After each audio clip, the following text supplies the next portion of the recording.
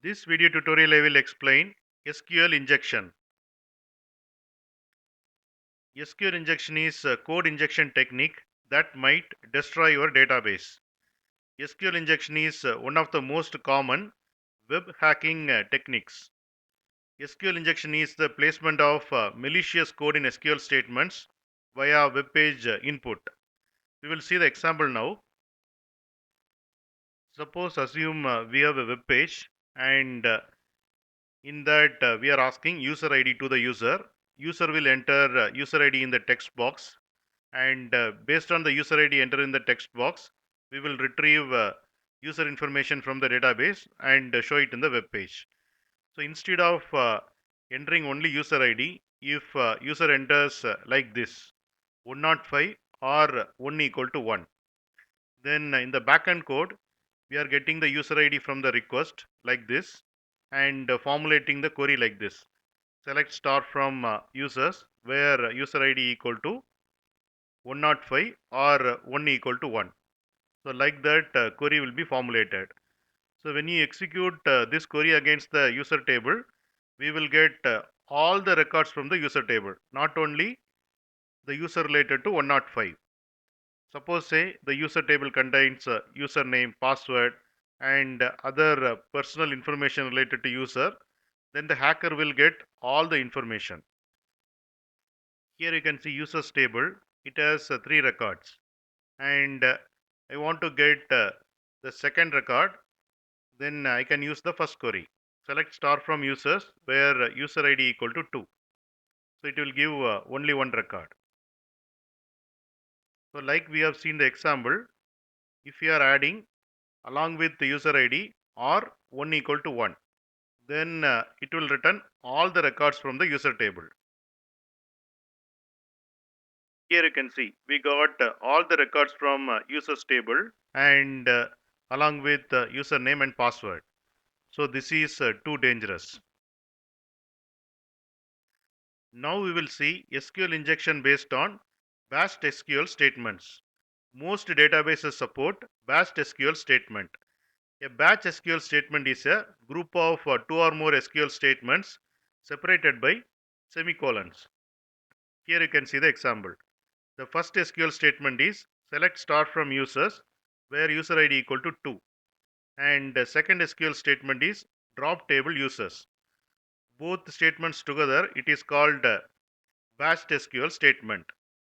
Suppose say in the web page we have user ID and the corresponding text box. The user has to enter user ID to get the user information from the database. And instead of entering only user ID, user has entered like this 2 semicolon drop table users. Then in the backend what will happen is we will get user ID value from the request and formulate SQL query like this. Then it will end up the query like this. Select star from users where user ID equal to 2 semicolon drop table users. When this query is executed against the database, then what happens is the table users will be dropped from the database. So we will lose all the user information from the users table. So this is too dangerous. We will see the example now. Here you can see users table. It has 3 records, and I am going to execute batch SQL statement. It has drop table users.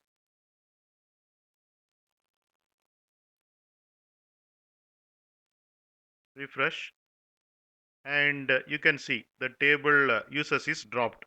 So we will lose all the records in the users. So this is too dangerous. Next we will see SQL injection based on R equal to is always true.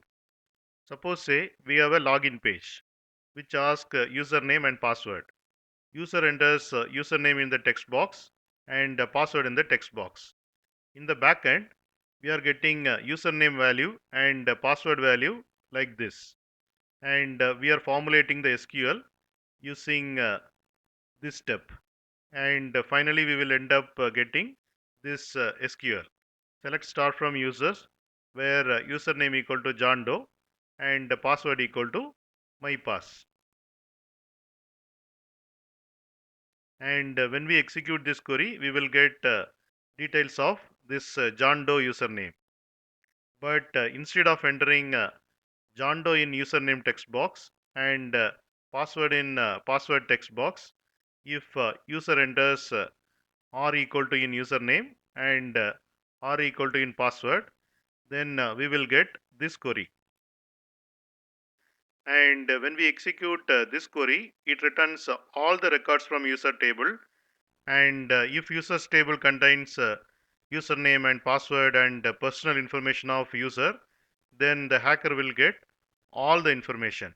So this is too dangerous. We will see the example now. So like we have seen, the first query returns one record related to the username John Doe.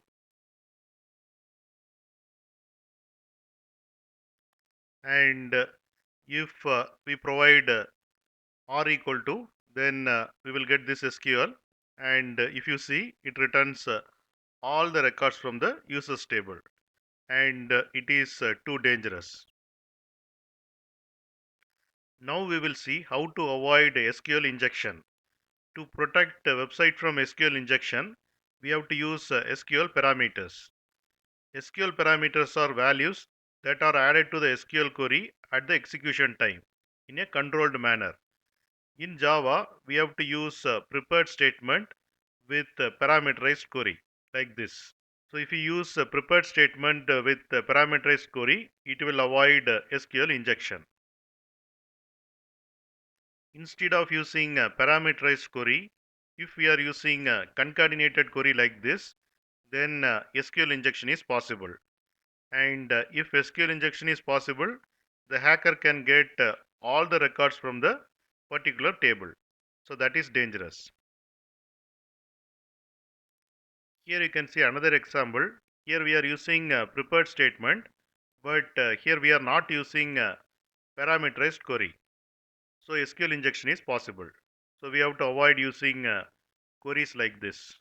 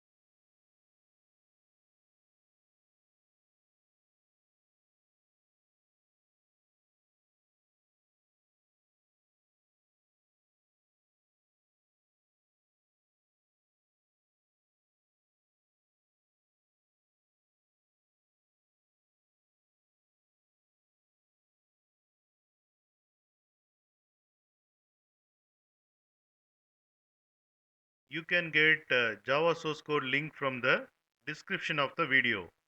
In mobile, to see the description, click on this icon. It will expand like this, and here you can see the description. It contains Java source code links. Click on these links to get the Java source code.